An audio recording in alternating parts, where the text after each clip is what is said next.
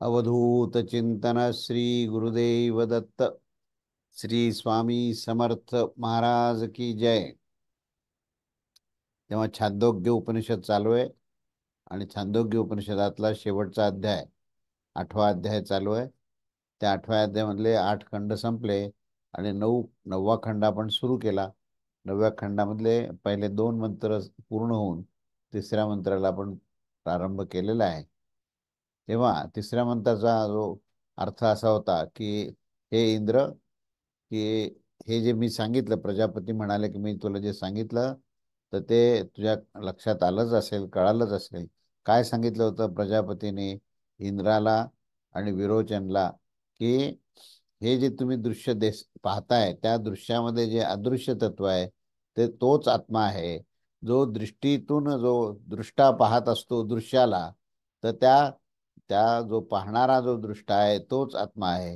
म्हणून तो हाच आत्मा आहे असं नेहमी सांगत गेलेले आहेत।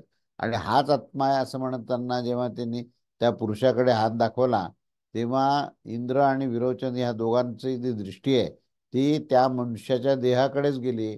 आणि त्या असुर राजाने तर पूर्ण निर्णयच घेतला की हा देह म्हणजेच आत्मा आहे।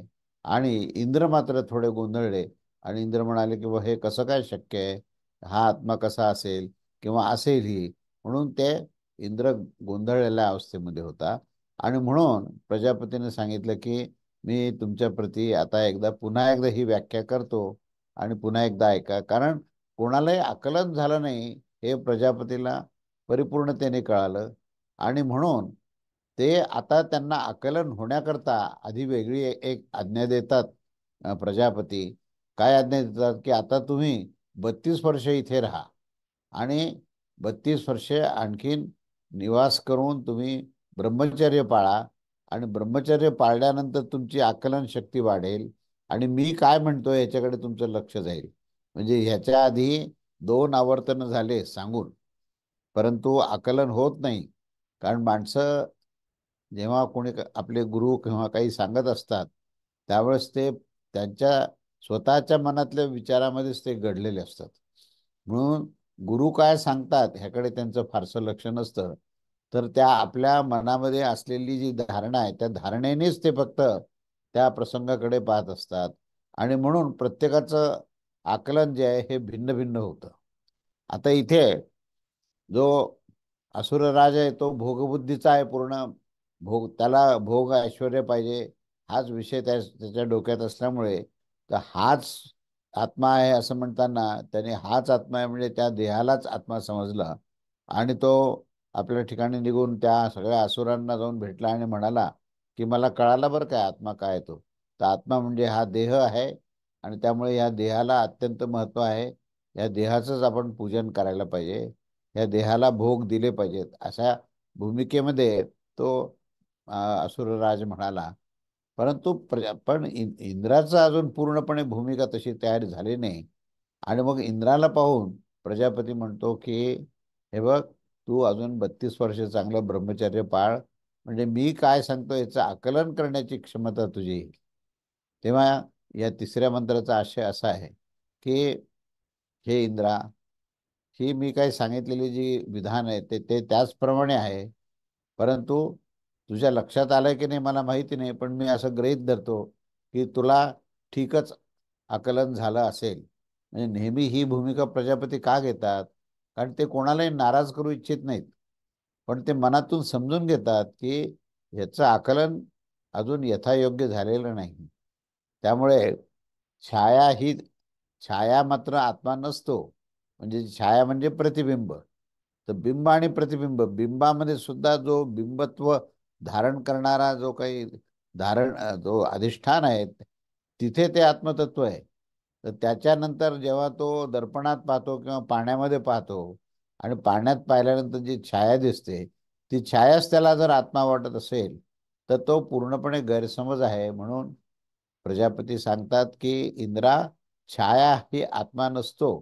आणि प्रजापतीने सांगितलं की मी तुमच्या प्रती ज्या प्राकृत आत्म्याचे वर्णन केले आहे तर ते वर्णनामध्ये पहिली व्याख्या केलेल्या त्या आत्म्याचीच मी तुमच्या प्रती पुन्हा एकदा व्याख्या करेन। कारण की जर दोषरहित पुरुषाच्या त्या वेळेस व्याख्या केल्यावरच ज्ञानाचा विषय होऊन जात असतो, तथापि तुम्ही त्या ज्ञानाला ग्रहण करू शकत नाही.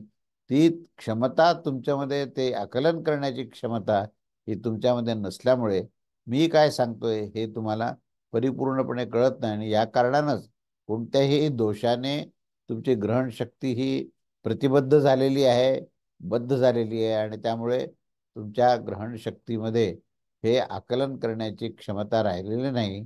आणि म्हणून आता पहिल्यांदा काय सांगतात प्रजापती, की तुम्ही आता पहिल्यांदा सर्व विषयापासून निवृत्त व्हा आणि 32 वर्ष तुम्ही ब्रह्मचर्य वास करा.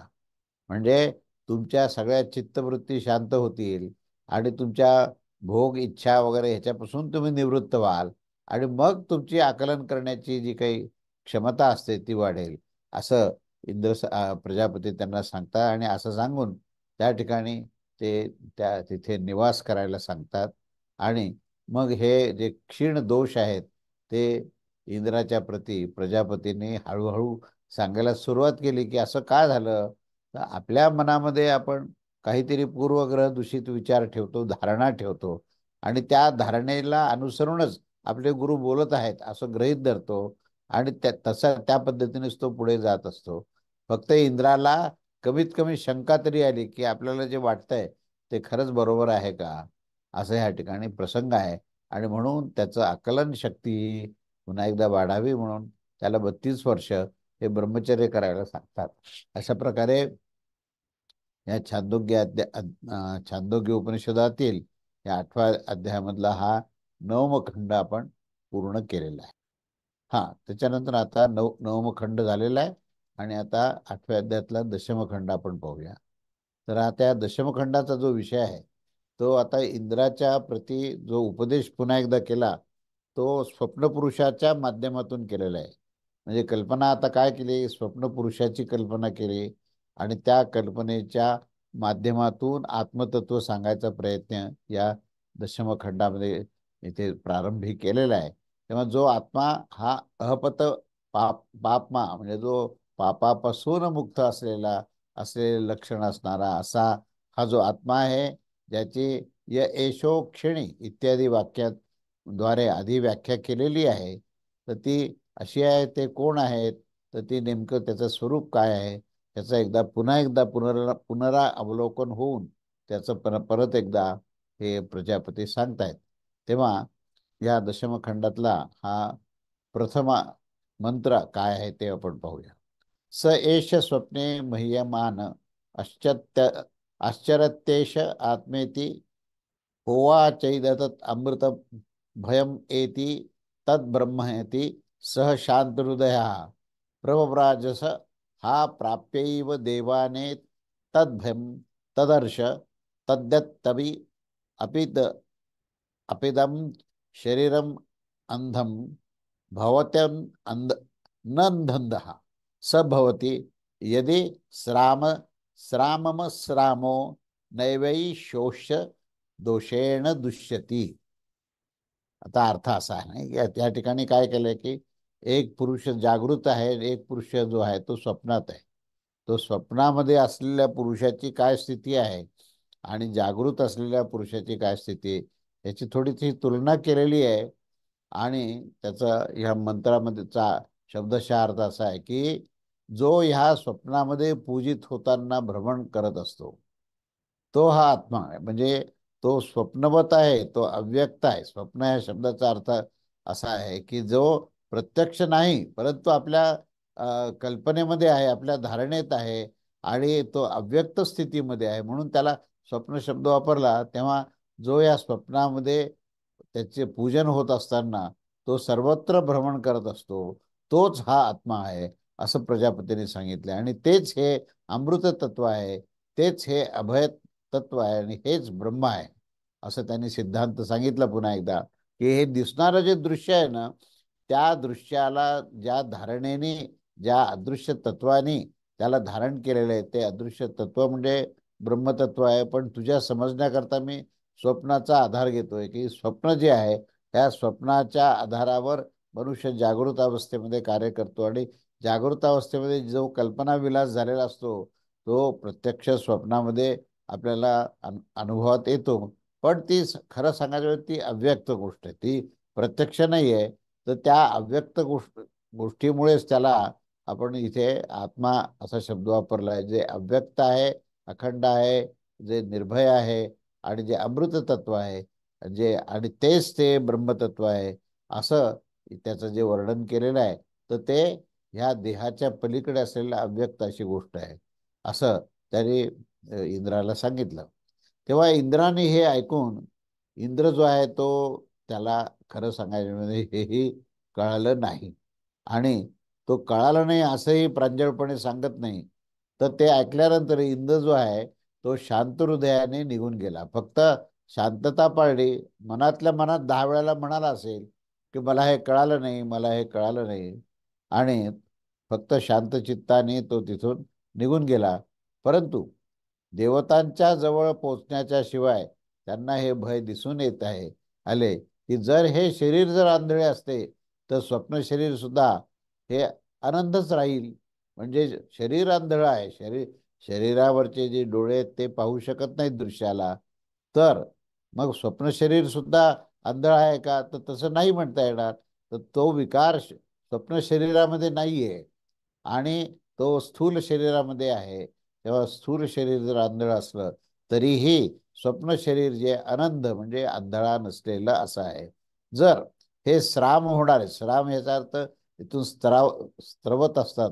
काही काही आपल्या अवयवातून काही काही गोष्टी स्त्रवत असतात. जसे डोळ्यातून कधी पाणी येणे आहे किंवा नाकातून पाणी येणं आहे, असे हे स्त्राव होत असतात, त्याला श्राम असं म्हटलेलं आहे. तेव्हा हा जर शरीर जर श्राम असेल तरी देखील त्याचे स्वप्नपुरुषामध्ये हे श्राम असं काही होत नाही. म्हणजे तो त्या तुलनेने तो अश्राम आहे. आणि म्हणून आश्रामच होत राहिला असल्यामुळे त्याच्यामध्ये या शरीरामधले जे दोष आहेत ते दोष त्या स्वप्नपुरुषामध्ये नसतात. आणि ह्या सर्व कारणानेच तो स्वप्नपुरुष म्हणजेच तो आत्मस्थितीमधलं तोच आत्मा आहे, असे या ठिकाणी विधान या मंत्रामध्ये केलेलं आहे. तेव्हा या मंत्राचा आशय असा आहे की जो ह्या स्वप्नामध्ये मह्यमान म्हणजे स्त्री आदींना सुख देत भ्रमण करत होता, अर्थात अनेक प्रकारच्या भोगाचे अनुभव घेत होता, तोच तो आत्मा आहे असे प्रजापतींनी सांगितले. आणि मग बाकीचं शेष जे आहे ते पूर्ववतच आहे की अशा प्रकारे सांगितले गेल्यावर तो जो इंद्र आहे तो इंद्राला काहीही आकलन न झाल्यामुळे इंद्र शांत हृदयाने तिथून निघून गेला. परंतु त्यांनी देवतांच्या जवळ न पोचताच या आत्म्यामध्ये देखील त्यांनी हे भय पाहिले.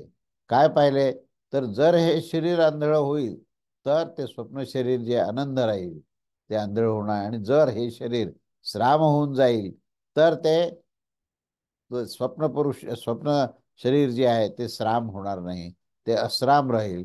आणि अशा प्रकारे हे स्वप्न शरीर या शरीराच्या दोषाने दूषित होत नसते, असा या मंत्राचा अर्थ आहे. आणि म्हणून त्याने त्याचा पुढे अर्थ काढला की ते जे स्वप्न शरीर आहे तोच आत्मा आहे, असं या ठिकाणी म्हटलेलं आहे. तर त्याचा तर पुढे काय परिणाम होतो पहा. कारण त्याने इंद्राला हे काहीही आकलन झालं नाही. आणि त्यामुळे इंद्र जो आहे शांतपणे शांत चित्ताने तिथून निघून गेला. पण त्याने असंही सांगितलं नाही मला कळालं नाही, आणि असंही सांगितलं नाही की मला ते परिपूर्णपणे कळालंय. तेव्हा आता पुढचा मंत्र ह्याच्यावर काय प्रकाश टाकतो ते बघूया. अध्याय 8 खंड 10 मंत्र 2. न वधे नास्य हन्यते नास्य श्रम्येण श्रामो धानी त्वैवैनम विद्यादयांतिवान प्रियवेतेन भवत्यपि रोदितीव नाह मंत्र भोग्यम पश्यमिती. म्हणजे अर्थ असा आहे की ह्या देहाच्या वधाने त्या स्वप्नपुरुषाचा वध होत नाही, तो नष्ट होत नाही. आणि याच्या श्रामामध्ये तो श्राम होत नाही. परंतु समजा की ह्यास कोणीतरी मारत आहे, कोणीतरी ताडित करत आहे असे मानले तर अप्रिय वेत्ता होऊन तो रुदन करत असेल असे होऊन जात असते.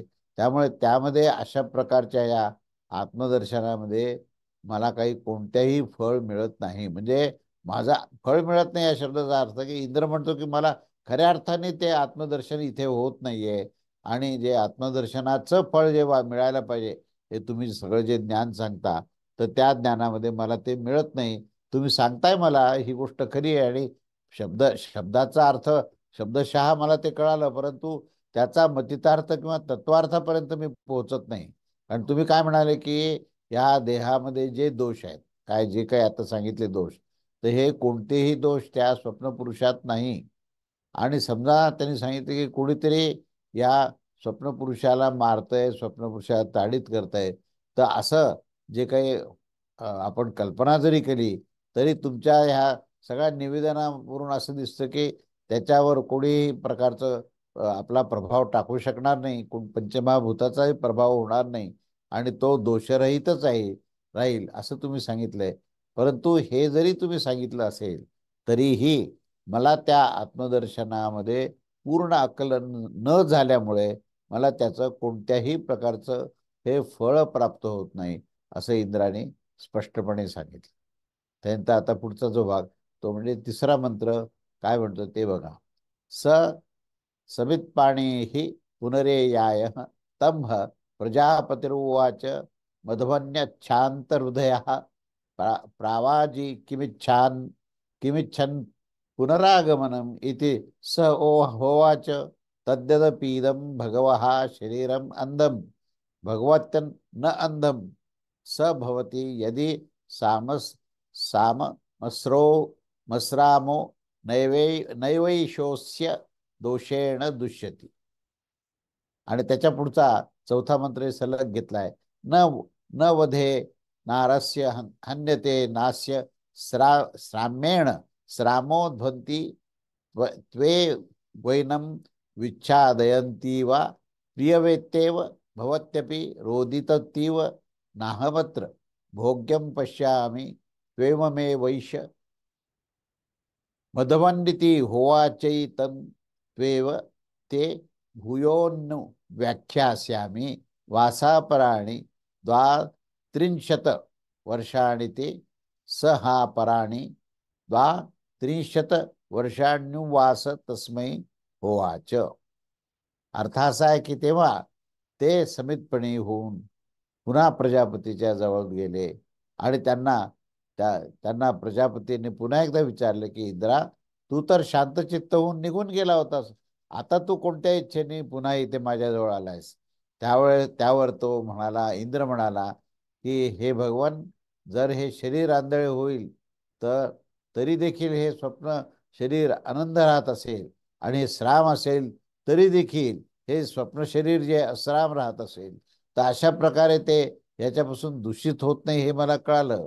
न ह्याच्या वधाने त्याचा वध होतो, अन्य काही कोणी ताडीत करत असतील किंवा त्यास मारत असतील, आणि त्या कारणाने समजा ते अप्रियवेत्ता होऊन आणि रुदन करत असेल, असा अनुभव होण्याच्या कारणाने ह्यामध्ये कोणतेही फल मी पाहत नाही, मला ह्याच्यामध्ये उपलब्धीच नाहीये. हे सगळं तू सांगितलंस की देहामध्ये, स्थूल देहामध्ये जे काही क्लेश होतात, जे काही त्या ठिकाणी पीडा होते, ती कुठल्याही दोष जे आहेत, ते दोष जे आहेत ते स्वप्नपुरुषापर्यंत जात नाहीत, हे तू सांगितलं. हे मला शब्दशः कळालं जरी असलं, तरी त्याचा आशय मला कळत नाही, आणि म्हणून मला त्याच्यातून कोणतंही फळ मिळत नाही, असं त्यांनी स्पष्ट प्रजापतीला सांगितलं.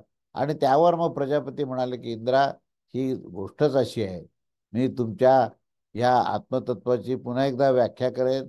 तुम्ही 32 वर्षे अजून ब्रह्मचर्य वस ब्रह्मचर्यवास करा. इंद्राने तेथे 32 वर्षे अजून निवास केला, आणि त्यानंतर जेव्हा पुढे प्रजापतीने काय सांगितले ते पुढच्या मंत्रात बघू आपण. तेव्हा या मंत्राचा आशय आहे असा आहे की न तर छायेमध्येच्या समान त्या देहाच्या नाशाने त्या स्वप्न शरीराचे नाश होतो, आणि न त्याच्या समर्थाच्याने तो श्राम होतो असतो. या अध्यायाच्या आरंभीमध्ये जे केवळ शास्त्राप्रमाणाने विधान सांगितले गेले आहे की ह्याच्या जरा अवस्थेची ने तो जीर्ण होत नसतो इत्यादी, त्याचे न्यायतः उपपादन करण्यासाठी या ठिकाणी उल्लेख केलेला आहे.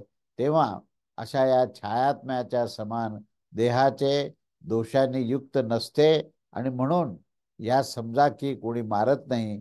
धंती त्वेव या पदामध्ये एव शब्द हा इव अर्थाने केलाय. त्या कारणाने ह्याचा समजा ह्यास कोणी मारत नाही असा भाव समजला, असाच भाव समजला पाहिजे. कारण मारतच आहे असेच मात्र समजले नाही पाहिजे. कारण की उत्तरवर्ती सर्व वाक्यात इव शब्दाच्या शब्दच पहिल्यांदा त्याचा उच्चारण केला जात आहे. जर म्हणाल की ह्याच्या स्थूल शरीराचा नाश होण्याने त्याचा नाश होत नाही आणि विशेषण असल्या कारणाने ह्यास कोणी मारतच आहे असा अर्थ जरी समजला तर असे म्हणणे ठीक नाही. कारण प्रजापतीच्या प्रामाणिक मानणाऱ्या या व्यक्तीच्यासाठी त्यांच्या मिथ्यावादित्वाचा आरोप करणे हे अजिबात संभवत नाही. बरे, प्रजापतीस प्रामाणिक मानणारा जो इंद्र आहे त्यांच्यात सुद्धा हे अमृत आहे या वचनास तो मिथ्या कसे काय म्हणू शकतो. म्हणजे तो अजूनही संभ्रमात आहे. तो प्रजापतीचं म्हणणं खोटंही आहे असे म्हणत नाही आणि प्रत्यक्ष कोणत्याही प्रकारचा या आत्मतत्वाचा अनुभव न आल्यामुळे तो त्याला सत्यही आहे असं सुद्धा तो ठामपणे सांगू शकत नाही. तेव्हा ह्याच्यावर आता असं ही परिस्थिती आल्यावर या ठिकाणी काही प्रश्न उत्तर, काही शंका समाधान आहेत की जिथे गुरु शिष्यामध्ये या प्रसंगात त्या ठिकाणी चिंतन केलंय आणि त्या चिंतनातून काही शंका आहेत आणि त्याचं समाधान गुरुनी केलेले आहेत ते आपण बघूया. तर पहिली शंका अशी आहे की परंतु प्रजापतीने दाखवलेल्या त्या छायापुरुषामध्ये तर इंद्राने शरीराचा नाश होण्यावर याचा पण नाश होऊ शकतो असा दोष दाखवला होता. पण त्याच प्रकारे येथे देखील होऊन जाऊ शकत असते, पण तसे दाखवले नाहीये. तर असं ह्याचं काय कारण आहे अशी शंका आहे. तेव्हा समाधान करताना असं म्हटलंय की अशी गोष्ट नाही बरं का. कशी नाही की हा जो नेत्रामध्ये जो पुरुष दिसून येतो ह्या वाक्याने प्रजापतीने छायात्मक याचं निरूपण केलेलं नाही असे इंद्र मानत आहे. म्हणजे त्यांनी फक्त ह्याचं वर्णन केलेलं आहे, आत्मतत्वाचा जो दृष्टा आहे त्याचंच वर्णन केलेलं आहे. त्यांनी छायात्मक जे काही तुम्हाला प्रत्यक्ष प्रतीती येते त्या त्या प्रतीतीचं त्याने निरूपण केलेलं नाही असं इंद्र मानत असतो. आणि मग कशा प्रकारे मानतो तर जर असे मानतील की अपहृत पापमादी म्हणजे लक्षण असणारा असा जो आत्मा आहे याच्याविषयी विचारल्या गेल्यावर प्रजापतीने छायात्मक दाखविले होते. तर प्रजापतीस प्रामाणिक मानून देखील त्यास श्रवण करण्यासाठी त्याचे हे श्रवण करण्यासाठी पुन्हा एकदा समितपाणी होऊन त्यांच्याजवळ होऊन का गेले होते आणि गेले होतेच तर त्यामुळे ते यांना का मानत होते हे प्रजापतीने छायात्मकाचे जे वर्णन केलेले नाही. आणि आम्ही देखील जो दृष्टा नेत्रात दिसून येत असतो अशीच व्याख्या केली. आणि समजा की या काही विच्छेदी विद्रावित ताडीत करत आहात आणि अशा प्रकारचे हे पुत्रादीच्या मरणाच्या कारणाने समजा की तो अप्रिय अनुभव करणारा होत असतो आणि तो स्वयं देखील समजा की तो रडतच असतो. तेव्हा शंका आता ह्याच्या ठिकाणी पुढची शंका काय विचारली ते बघूया आपण. परंतु जर तो अप्रिय जाणणारा होऊन गेला असेल तर काय म्हटलं जातंय की तो जो आहे तो त्याला हे अप्रिय तत्व आहे असं समजा त्याला जर वाटत असेल तर त्याच्यावर काय म्हटलं गेलं आहे.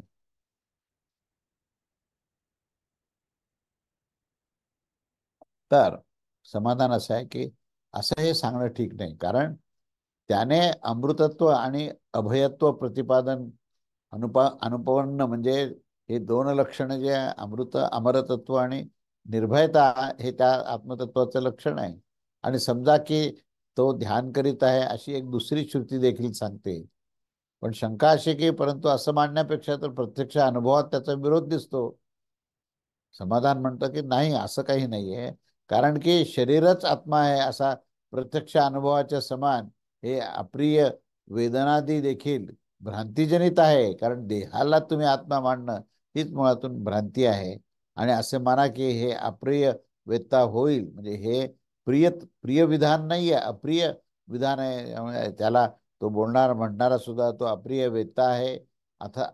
असा या ठिकाणी अर्थ होऊ शकतो. तर त्यामुळे हे असं काही नाहीये, मला यामध्ये कोणतीही भोग्य फल दिसून येत नाही, असं इंद्राला वाटतं. आणि मग तात्पर्य असं होतं की स्वप्न शरीरास आत्मा मांडण्यामध्ये देखील इंद्राला कुठल्याही प्रकारचं इच्छित फल प्राप्त होत नाही. तेव्हा ते सत्य आहे का नाही ही आशंका इंद्राला निर्माण होते. आणि त्यावर प्रजापती सांगतात की आत्म्याचे अमृत आणि अभय हे गुण आहेत आणि ते गुण होणं हे अभिष्ट आहे. तेव्हा तुमच्या या अभिप्रायाच्या अनुसार ही गोष्ट अशीच आहे म्हणून पुन्हा पुन्हा एकदा ठासून सांगतात. येथे एवमे वैश याच्या पुढे तावभि तावभिप्रायेण हे वाक्य विशेष आहे. त्यानंतर असं समजून घ्या की माझे 2 वेळेला युक्तिपूर्वक दाखवण्याचे कार्य केल्यावर देखील हे ठीक नाही असं तुम्ही समजत असाल. या कारणाने पूर्वीच्या प्रमाणेच आता देखील यामध्ये प्रतिबंध प्रतिबंधाचे कारण जे आहे ते विद्यमान आहे. प्रजापतीने निवृत्तीसाठी इंद्रास 32 वर्ष अजून ब्रह्मचार्याचा वास कर अशी आज्ञा केली होती. अशा प्रकारच्या ह्या ब्रह्मचार्य वास करून क्षीण असलेला जो दोष आहे त्या दोष असलेल्या त्या इंद्रास प्रजापतीने पुढे काय सांगितलंय की ह्याच पुढे त्यांनी विवेचन केलेलं आहे. आणि मग इथे अशा प्रकारे या छांदोग्य उपनिषदातील हा अष्टमाध्यायातील दशम खंडाचं भाष्य जे आहे हे पूर्ण झालेलं आहे. तेव्हा हा 10वा खंड आता पूर्ण झाला आहे. आता 10वा खंड पूर्ण झाला. आता आपण एकादश खंड 11वा खंड आपण हे आपण सुरू करूया. तेव्हा 11वा खंडामध्ये आता इथे जसं स्वप्नपुरुषाचा त्यांनी दृष्टांत घेऊन पूर्ण आत्मतत्वाचं विवेचन करण्याचा प्रयत्न केला, तसं ह्या ठिकाणी आता इथे सुषुप्त पुरुषांचा उपदेश म्हटलेला आहे. सुषुप्त म्हणजे जो निद्रिस्त आहे, जो निद्रिस्त पुरुषाच्या माध्यमातून जो उपदेश प्राप्त होतो त्याचं विवेचन या ठिकाणी केलेलं आहे. तेव्हा सुषुप्त पुरुषांचा उपदेश हा पूर्ववत मी तुझ्या प्रती याची पुन्हा एकदा व्याख्या करेन असं प्रजापतीने सांगितलं. आणि प्रजापती त्यावर भाष्य करायला सुरू करतायत. तेव्हा पहिल्या मंत्रामध्ये ते काय म्हणतात ते बघूया आपण. तदत्रय तत सुप्त समस्त सुप्रसन्न स्वप्नम न विजानात्येष आत्मेति होवाचैदत् अमृतम भयम एति तब ब्रह्मेति सह शांतहृदया प्रवव्राजस हो प्राप्यैव देवाने तद्भयम तदर्श नाह खल्वयमेवा वम संप्रत्या आत्मनम जनात्य यम अमस्मिति नो एवेमानि भूतानि विनाशमेवापि तो भवति नाहमंत्र भोग्यम पश्यमिति. तेव्हा या मंत्राचा शब्दशः अर्थ असा आहे की ह्या ज्या अवस्थेमध्ये हा पुरुष जो झोपलेला असून तो दर्शन वृत्तीपासून रहित झालेला आहे आणि सम्यक रूपाने आनंदित होऊन तो स्वप्नाचा अनुभव घेत आहे, तर तो आनंद घेणारा असा जो आहे तोच आत्मा आहे असं प्रजापतीने सांगितलं. आणि हेच हे अमृत तत्व आहे, हेच अभय तत्व आहे, हेच ब्रह्मतत्व आहे असे ऐकून इंद्र जो आहे तो शांत चित्ताने ते ऐकला. आणि तो ऐकल्यानंतर कुठल्याही प्रकारचा लाभ झाल्याचा चेहऱ्यावर यत्किंचितही चिन्ह नव्हतं आणि चेहरा मात्र अतिशय शांत चित्त असा होता.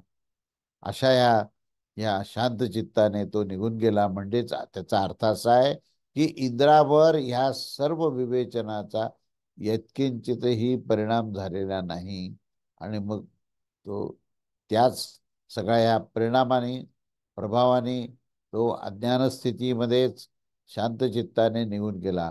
परंतु देवतांजवळ पोहोचल्यावर पोहोचल्याशिवायच त्याच्या मनामध्ये हे भय दिसून येतं की त्या अवस्थेमध्ये तो या निश्चित असं काय आपल्याला ज्ञान मिळालं आहे हे ह्याचं तो चिंतन करत होता. आणि हा मी आहे इत्यादी हे अन्य भूतास देखील जाणवत असतं. त्या समयी असं समजा की विनाशास प्राप्त होऊन जात असतो. यामध्ये मला कुठल्याही प्रकारचं इष्टफल दिसून येत नाही.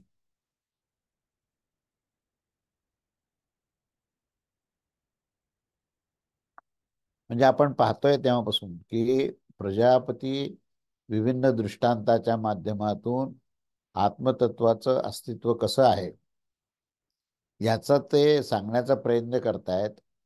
आणि इंद्राची अशी स्थिती आहे की ते सगळं तो शांतपणे ऐकतो आणि वरवर त्याला कळाल्यासारखं सुद्धा वाटतं. पण जेव्हा तो सखोल त्याच्यावर विचार करतो तेव्हा इंद्राला असं वाटतं की आपल्याला याच्यामध्ये जे इष्टफल किंवा जे अपेक्षित ज्ञान हे प्राप्त व्हायला पाहिजे असं जे वाटतं आपल्याला, तर ते आपल्याला प्राप्त होत नाही. ही वस्तुस्थिती तो प्रजापतीला पुन्हा एकदा सांगतो. तेव्हा या मंत्राचा आशय असा आहे की तदत ते तदत त्रयी तत सुप्तहा इत्यादी वाक्यांची व्याख्या ही पूर्वी करून गेलेली आहे की जो कोणी तो नेत्रस्थ दृष्टा हा स्वप्नात पूजिता होताना भ्रमण करत होता आणि तो जेव्हा झोपल्यावर दर्शनवृत्तीने रहित झाला आणि अत्यंत आनंदित होऊन स्वप्न पाहत नाही, तर तोच आत्मा आहे, तोच अमृत आहे, तोच अभय आहे. आणि हाच तत्व जे आहे, हाच जो आहे, हे हे ब्रह्मतत्व आहे. अशा प्रकारे प्रजापतीने आपल्या या अभिप्रायानुसार आत्म्याचे स्वरूप दाखविले. परंतु इंद्राने त्यातही दोष पाहिला. तर कशा प्रकारे पाहिला? तर या सुषुप्त स्थितीतील आत्मा देखील या अवस्थेमध्ये निश्चित आपल्याला अशा प्रकारे जाणतच नाही, जाणला जात नाही. कारण ह्याच्यामध्ये कुठल्याही प्रकारचं जाणीव होईल असं मला वाटत नाही. अशा प्रकारे त्याची भूमिका झाली इंद्राची. आणि म्हणून तो म्हणाला की आता ह्याच्यामध्ये काय ज्ञान घ्यायचं, काय आहे, मी हे आहे न, हा अन्य भूतास देखील तो जाणत असतो. तो अन्य भूताला सुद्धा तो जाणत असतो. जसे की हे जागृत अवस्था आहे, ही स्वप्नावस्था आहे, अशा प्रकारे तो जाणत असतो.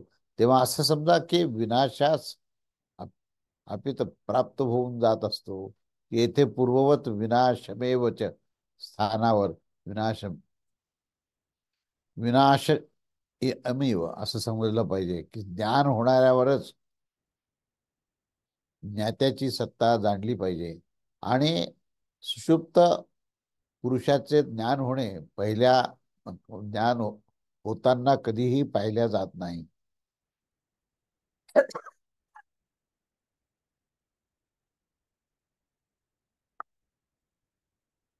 तेव्हा तात्पर्य असं आहे की ज्या समयी हे नष्ट होऊन जात असतात त्या समयी त्याला अमृत किंवा अभयवचनाच्या प्रामाण्याची इच्छा करणारे इंद्रदेव हे इथे या सर्व एका बाजूला विनाश आहे आणि एका बाजूला अमृत तत्व आहे, त्याच्यामध्ये ते गोंधळून गेलेले आहेत. म्हणून या अवस्थेमध्ये आत्म्याचाच विनाश होतो काय असं त्याला वाटतं. पण तेही योग्य नाही म्हणून त्यालाही ते मानत नाही, असा त्याचा हा अर्थ होतो. त्यानंतर पुढचा दुसरा मंत्र.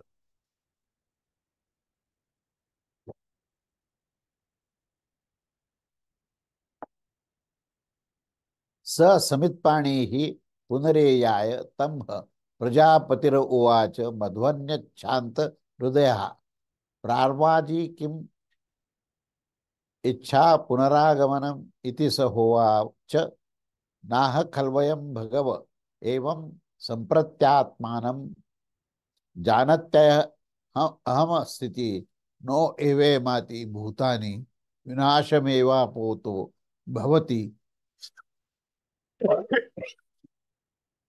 नाहमत्र भोग्यम पश्यामिति. याचा अर्थ असा आहे की ते समितपाणी होऊन पुन्हा प्रजापतीच्या समीप आले. म्हणजे शरणभाव घेऊन पुन्हा एकदा ज्ञान प्राप्त करण्याच्या जिज्ञासेने येणारे ते समितपाणी ते पुन्हा एकदा प्रजापतीच्या समीप आले. आणि त्यांनी प्रजापतींना सांगितलं, त्यांना प्रजापतीने त्या इंद्रांना सांगितलं की इंद्रा, तुम्ही तर शांत चित्ताने निघून गेले होते, आता कोणत्या इच्छेने तुमचे पुनरागमन झालेले आहे, असं त्यांनी इंद्राला प्रश्न विचारला.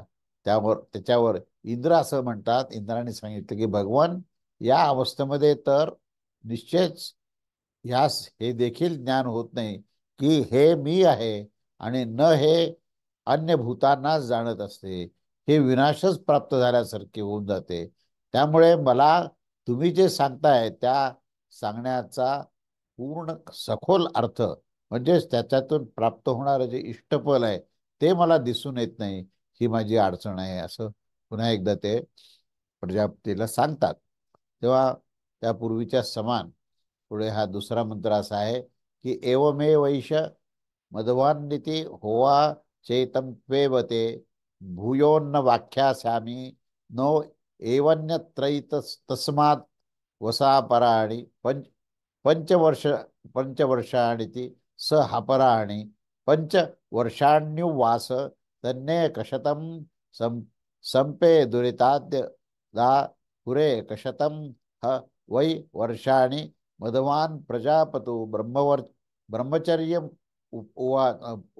ब्रह्मचर्य निवास तस्मै होवाच. अर्थ असा की हे इंद्रा, मी पुन्हा एकदा सांगतो की ही जी गोष्ट आहे ती अशीच आहे, असं प्रजापतीने पुन्हा एकदा ठासून सांगितलं. मी तुमच्या प्रती ह्याची व्याख्या पुन्हा पुन्हा करेन, पुन्हा व्याख्या करेन. आत्मा ह्याच्यापेक्षा भिन्न नाही. आम्ही 5 वर्षे अ- अजून अधिक ब्रह्मचर्य करू आणि त्यांनी मग 5 वर्षे अधिक तेथेच निवास केला आणि हे सर्व मिळून जवळजवळ 100 वर्ष होऊन गेले. आणि ह्याचाच असं म्हणतात की इंद्राने प्रजापतीकडे 100 वर्ष ब्रह्मचर्य म्हणजे ब्रह्मचर्य वास केला.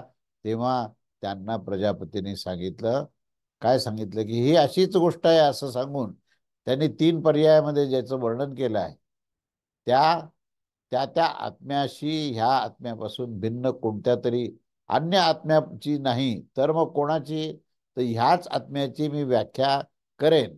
आता तुमचा थोडासा दोष शेष आहे, त्याची निवृत्तीसाठी अन्य तुम्ही 5 वर्षे इथे ब्रह्मचर्य व्रत पाळून अजून राहा, असं सांगितलं गेल्यावर इंद्राने तसंच केलं आणि अशा प्रकारे ज्याचे काशायादी जे दोष होते तेही नष्ट होऊन गेले.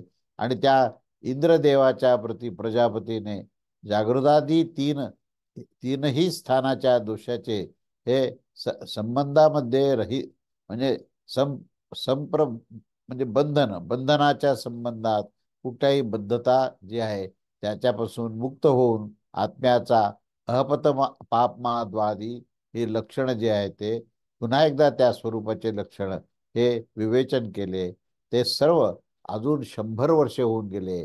त्यामध्ये लोकातील शिष्टजन तर म्हणत होते की इंद्राने प्रजापतीच्या जवळ 100 वर्ष ब्रह्मचार्य वास केला आणि ही गोष्ट द्वात्री शतम इत्यादी वाक्याने सांगितली.